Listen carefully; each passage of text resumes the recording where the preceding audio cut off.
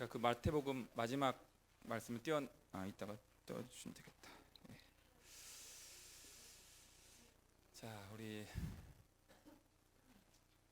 따라해.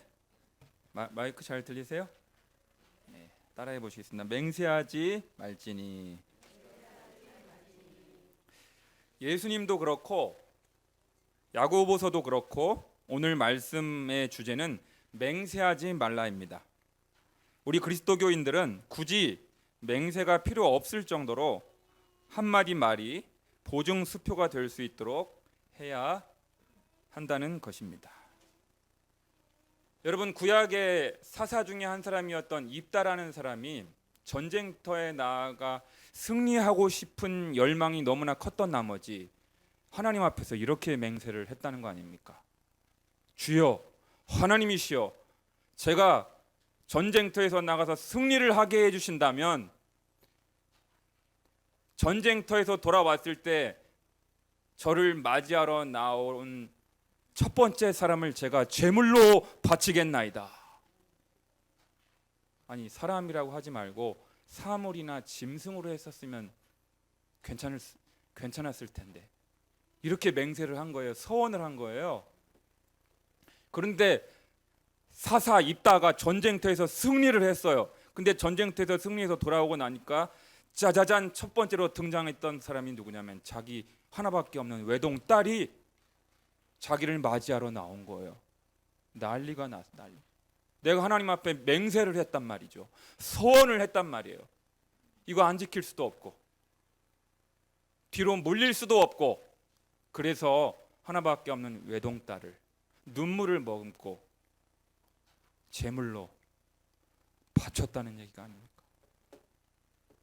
성경에 구약 성경에 나오는 이야기입니다. 그러니까 맹세를 경솔하게 하라는 얘기예요, 하지 말라는 얘기예요? 하라는 얘기, 하지 말라는 얘기예요. 네, 하지 말라는 얘기. 경솔하게 서원을 한다든지, 제가 주님의 전에 1억 원을 헌금으로 바치겠나이다. 분위기에 휩싸여서 부흥사가 와가지고 막 분위기를 고조시켜가지고 얼마 바칠 거예요?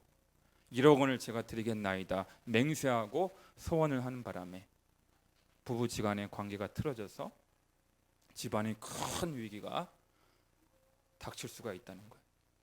그러니까 함부로 약속을 하거나 함부로 소원을 하거나 함부로 맹세를 함으로 말미암아 못 지키는 그런 어려움을 겪어서는 안 된다는 것은 물론이고요. 거짓말, 과장된 말, 허풍을 떠는 말, 호언장담, 남을 비웃거나 조롱하는 인신공격 같은 것들은 버리고 진실한 말, 정직한 말, 친절한 말, 덕스러운 말, 자기를 낮추고 남을 세워주는 말을 하라는 이야기입니다. 오늘 설교를 준비하다가 예수님의 말씀 마태복음 5장 37절 말씀이 전혀 새롭게 다가왔습니다. 한번 띄워놔 주시겠습니까? 아까 마지막 페이지인 것 같은데 37절만 37절 다른 거는 제쳐두고 우리 37절 말씀 예수님께서 친히 하신 말씀이에요. 시작. 오직 너희 말은 옳다 옳다 아니라 아니라 하라. 이에서 지나는 것은 악으로부터 나느니라. 여러분, 이 말씀을 어떻게 평소에 해석하고 계세요? 37절 아마 암송하는 분도 여기 계실 거예요. 이 구절 제가요 여기서 악이라고 번역된 헬라어 포네로스는 악한 자인 사탄을 의미할 수도 있지만 비열하다라는 뜻의 형용사적인 의미가 강합니다. 그러니까 옳다 아니다라는 분명한 대답을 하지 않고 애매모호하게 두리뭉실하게 말하는 것은 비열한 마음에서 비롯된다고 해석할 수가 있다는 것입니다.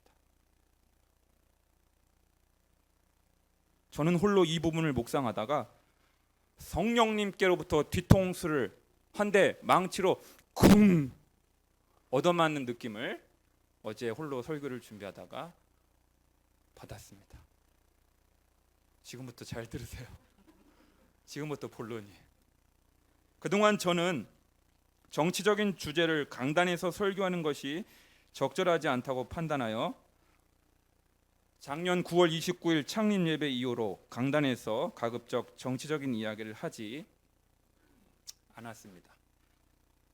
민감한 정치 현안에 대한 이야기는 되도록 피했습니다. 그런데 최근에 동성애를 비롯하여 소위 포괄적 차별금지법에 대한 논쟁이 개신교계를 중심으로 뜨거운 논쟁 가운데 있고요. 사회는 사회대로 보수와 진보로 나뉘어 찬반 논쟁이 도를 넘고 있다는 우려를 하게 되었습니다. 나는 과연 목사로서, 교회 지도자로서, 공인으로서 어떠한 입장을 갖고 있는가? 이 문제로 혼란스러워하는 교인들에게 뭐라고 대답해야 하는가? 자문하지 않을 수 없었습니다.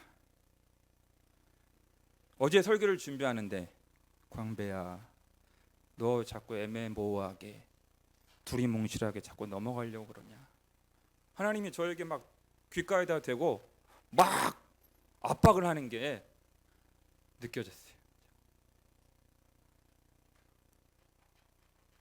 그러한 성령님의 강한 압박을 제가 느꼈습니다. 그래서 용기를 내어 예와 아니다를 분명히 해야겠다고 결심했습니다. 설교자로서, 교회 지도자로서 교회 혼란 가운데 있는 양떼들을 보다 건강하게 그리고 건전하게 이끌어야 할 책임감과 사명감을 가지고 오늘 설교를 준비했습니다. 저는 오늘 두 가지 방향성을 가지고 설교를 하겠습니다. 먼저 동성애에 대한 신구약의 가르침을 짧게 제시하고 그 다음 포괄적 차별금지법에 대한 이야기를 드리도록 하겠습니다.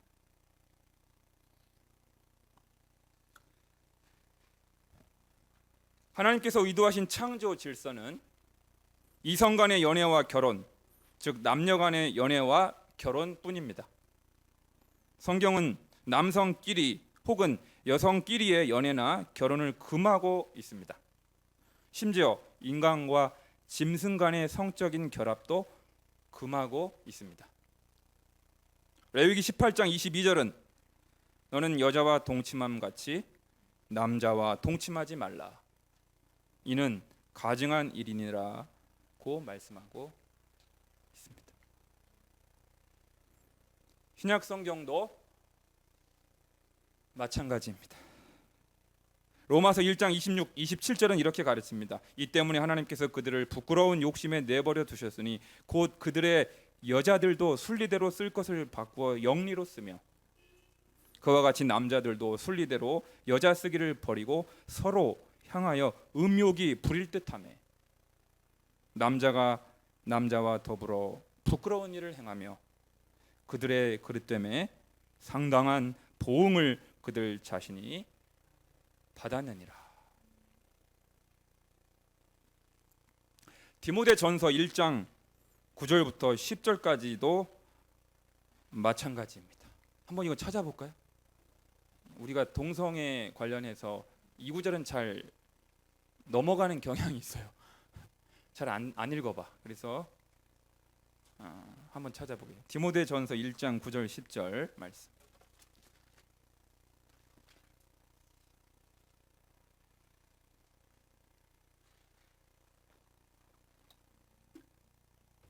신약성경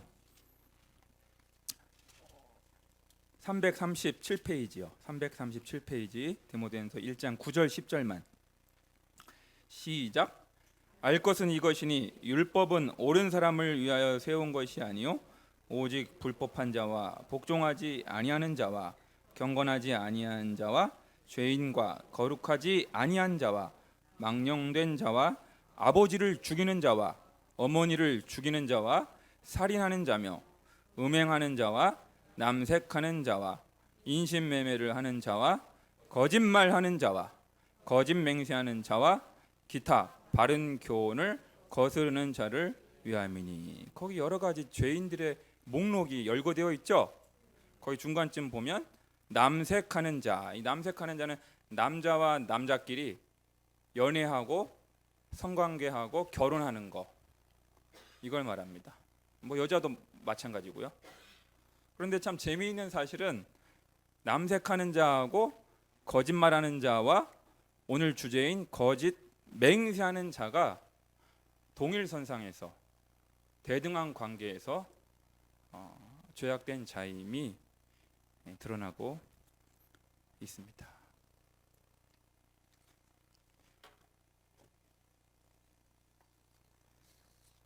그렇습니다. 신구약 성경은 모두 동성애를 죄악시하고 있으며 금하고 있습니다. 그래서 인간은 남녀 간의 연애와 남녀 간의 결혼만을 하도록 해야 하며 모든 부모님들이 자녀들에게 그렇게 가르칠 의무가 있는 것은 너무 당연합니다. 여기에 대해서는 성경에 충실한 그리스도교인들이라면 여기 계신 누구도 아무런 이견이 없을 줄로 압니다. 아멘. 근데 문제는 2020년 6월 29일 정의당 장혜영 의원을 비롯하여 10명의 국회의원이 발의한 차별금지 법안 원문을 보면 성별, 장애, 나이, 언어, 출신 국가, 출신 민족, 인종, 국적, 피부색, 출신 지역, 용모 등 신체 조건, 혼인 여부, 임신 또는 출산, 가족 및 가구의 형태와 상황, 종교, 사상 또는 정치적 의견, 형의 효력이 실효된 정과, 성적 지향, 성별 정체성, 학력, 고용 형태, 병력 또는 건강 상태, 사회적 신분 등으로 차별의 내용이 적시되어 있고요. 또한 그런 이유로 고용, 재화, 용역 등의 공급이나 이용, 교육기관의 교육 및 직업훈련, 행정 서비스 제공이나 이용에서 분리, 구별, 제한, 배제, 거부 등 불리하게 대우하거나 차별하는 행위를 금지한다는 것입니다. 만일 차별이 발견되어 차별을 당한 피해자가 국가인권위원회에 진정을 하였는데 시정사항을 가해자에게 이행하지 아니하면 가해자에게 벌금 성격의 3천만 원 이하의 강제 이행금이 부과될 수 있도록 한 것이 주요 내용입니다. 맞죠? 틀려요? 적지 않은 개신교 교인들과 목회자들이 이 법안에 분노하고 있는 이유는 헌법이 명시한 성별, 종교, 사회적 신분, 헌법에는 요 세 가지만 나와요.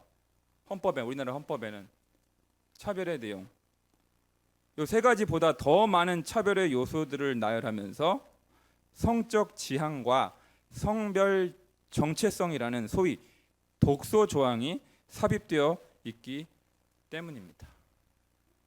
요것 때문에 문제가 되는 거예요. 요 지점 때문에.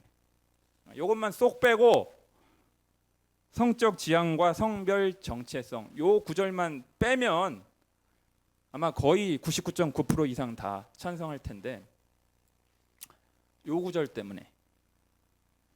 그러니까 이성애자뿐만 아니라 동성애자나 트랜스젠더와 같은 사람들도 위에서 열거한 각종 차별을 받지 않게 될 수 있는 길이 법적으로 열릴 수 있다는 것이고요. 만일 통과가 되면, 통과가 됐어요? 안 됐어요? 잘 모르겠네. 아직 그냥 진행 중인 거죠? 예. 만일 통과가 되면 목회자가 설교 시간에 동성애 반대 설교를 한다든가 공립은 물론 사립 유치원, 초중고등학교에서 동성애를 잘못된 것이라고 가르치면 처벌을 받거나 고액의 벌금을 낼 가능성이 매우 커지게 된다는 것입니다. 그래서 우리 교단 총회에서는 지난 6월 22일 김태형 총회장 명의의 성명서를 발표했습니다. 우리 교단 총회장님께서. 그 내용을 전문을 다 인용하지는 않겠습니다. 요점만, 핵심만 제가 간추리면 사회 전반에서 건전한 윤리의식을 갖고 사는 시민들을 동성애자를 혐오하거나 차별했다고 조사를 받거나 처벌하는 결과를 낳게 될 것이라고 우려를 표하면서 포괄적 차별금지법이 오히려 평등과 인권 보호에 역행하고 결혼의 순결과 신앙의 자유를 저해할 것이라면서 반대 입장을 밝혔습니다. 누가요? 장로교 통합 측, 제가 속한 장로교 통합 측 총회장님께서. 장로교 통합교단에서 10수년간 신학훈련을 받고 목사 안수를 받은 저는 총회의 공식 입장을 수용하며 존중합니다. 그런데 여기서 한 가지 눈여겨볼 점이 있습니다. 교단 총회장께서도 여러 차례 밝혔듯이 동성 간의 연애라든가 동성 간의 결혼을 반대하는 것이지 동성애의 자를 혐오하거나 증오하지는 않는다는 점을 거듭 강조했다는 사실입니다. 누가요? 총회장님께서, 우리 교단. 이것은 우리 교단 총회가 죄는 미워하되 사람은 미워하지 않는다는 성경의 근본 정신을 견고하게 붙잡고 있다는 점을 보여줍니다. 마치 우리가 핵 개발에 열을 올리고 있는 북한 정권은 용납할 수 없지만 기아에 허덕이고 있는 북한 주민들은 여전히 사랑하고 도와야 하는 것과 일맥상통합니다. 동의하십니까? 구분이 되시죠? 사랑하는 열린 광성의 식구 여러분, 성경을 하나님의 말씀으로 인정하고 신앙적 양심으로 살아가야 하는 우리 개신교인들은 당연히 동성애에 대한 반대운동, 그리고 더 나아가서 포괄적 차별금지법에 대한 반대운동을 펼칠 수 있습니다. 아니, 지금보다 더 적극적으로 펼쳐야 한다고 저는 믿습니다. 무엇보다 우리나라 헌법도 집회와 결사의 자유를 보장하고 있기 때문입니다. 이 운동의 부르심을 받고 적극적으로 활동을 하고 계시는 울산대 이정훈 교수님, 말기 에이즈 환자들을 눈물로 돌보고 계시는 수동 연세요양병원 여만섭 원장님, 전국적으로 왕성한 강연을 펼치고 계시는 김지연 약사님과 같은 분들을 저는 존경합니다. 그리고 나라를 위해 뜨겁게 기도하며 함께 이 운동에 동참하고 계시는 국내외의 개신교인들을 저는 격려하고 싶습니다. 하나님께서 장차 천국에서 귀한 것으로 보상해 주실 줄 믿습니다. 하지만 여기서 주의할 것이 있습니다. 우리의 그러한 종교적 열정이 너무 지나쳐서 하나님을 알지 못하여 어두움에 속아 그만 동성 간의 연애와 동성 간 결혼을 시도했거나 시도하려는 사람들을 마치 바퀴벌레 바라보듯 혐오하거나 배제하거나 차별해서는 안 된다는 것 또한 성경의 정신이라는 것입니다. 왜냐하면 하나님의 전적인 은혜로 먼저 구원받은 우리에게 그들도 그리스도의 복음을 깨닫고 온전케 될 수 있도록 도와야 할 책임이 면제된 것은 아니기 때문입니다. 두 번째, 동성애 반대나 포괄적 차별금지법 반대 운동을 하는 분들의 태도의 문제를 말씀드리고자 합니다. 이런 말이 있습니다. 한번 따라해 보실까요? 이건 좀 암송하셨으면 좋겠어요. 짧아요. 성경을 읽기 위하여 촛불을 훔치지 말라. 들어보셨나요? 제가 옛날 거광 부목사 시절에 한번 인용한 적이 있었는데, 금요 철야 때. 아무리 선한 목적이라 하더라도, 아무리 성경적 가치를 수호하기 위한 명분이라고 하더라도 그 운동을 실행하는 과정이나 방식이 폭력적이거나 공격적인 방법이 되어서는 곤란하다는 것입니다. 가령 자신의 생각을 강요하거나 관철시키기 위하여 사실 여부가 아직 객관적으로 입증되지 않았거나 혹은 출처가 불분명한 정보를 SNS상에 무분별하게 유포시키거나 이 법안을 발의한 관련 국회의원들에게 문자 폭탄을 보낸다든가 동성 간의 성관계 장면을 담은 자극적인 영상을 유튜브에 올려서 자기 주장을 뒷받침하려고 주의를 꺼는 것은 어떠한 방법으로도 정당화되기가 어렵다는 것입니다. 그것은 자기를 죽여서 세상을 살리신 예수님의 방식이 결코 아니기 때문입니다.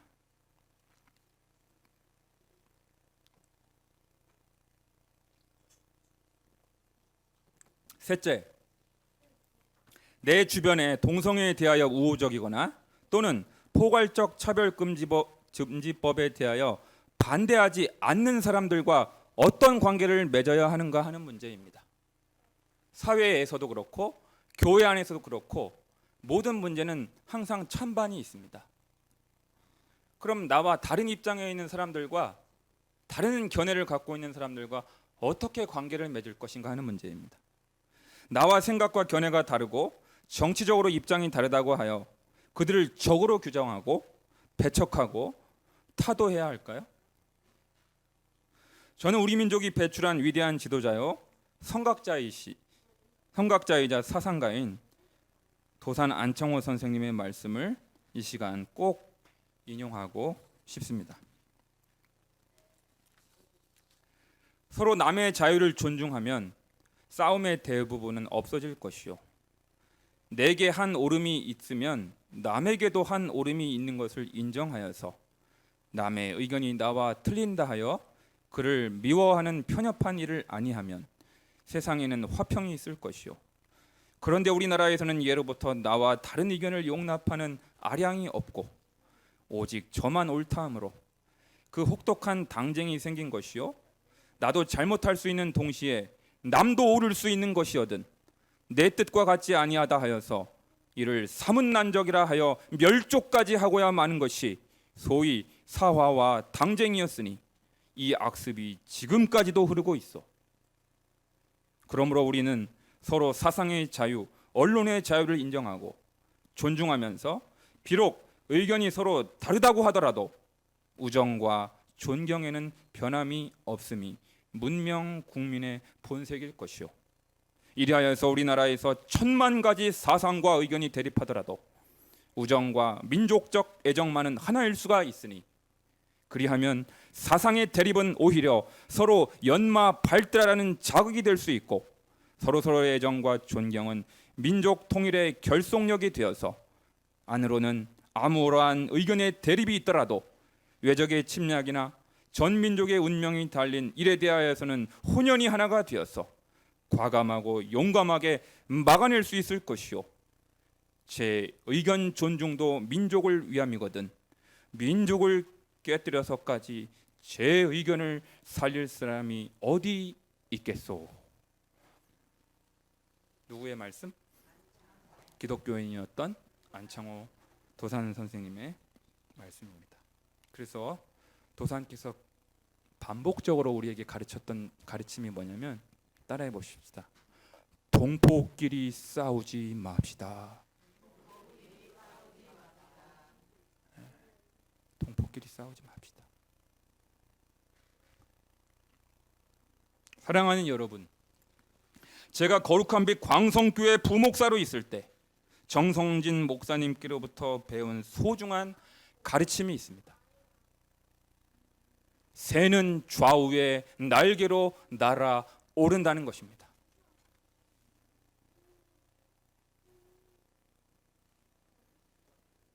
우리 사회가 발전하려면 진보적 그리스도인만 있어서도 안 되고 보수적 그리스도인만 있어서도 안 됩니다.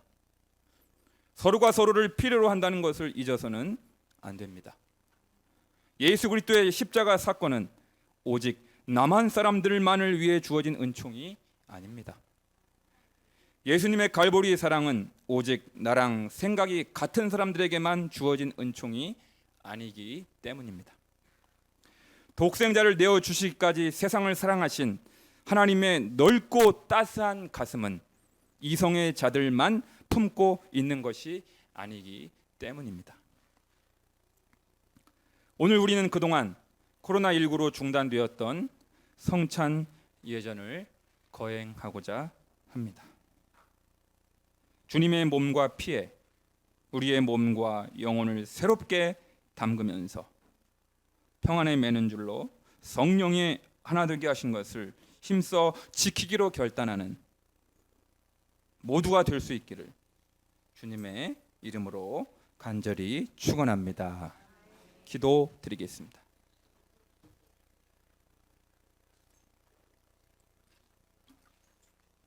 사랑과 은혜가 풍성하신 하나님 아버지, 율법과 은혜가 입맞추는 한국교회, 공의와 사랑이 입맞추는 한국교회, 무엇보다 평안에 매는 줄로 성령의 하나 되게 하신 것을 힘써 지키는 우리 교회가 되게 하여 주시옵소서. 예수님의 이름으로 기도하옵나이다.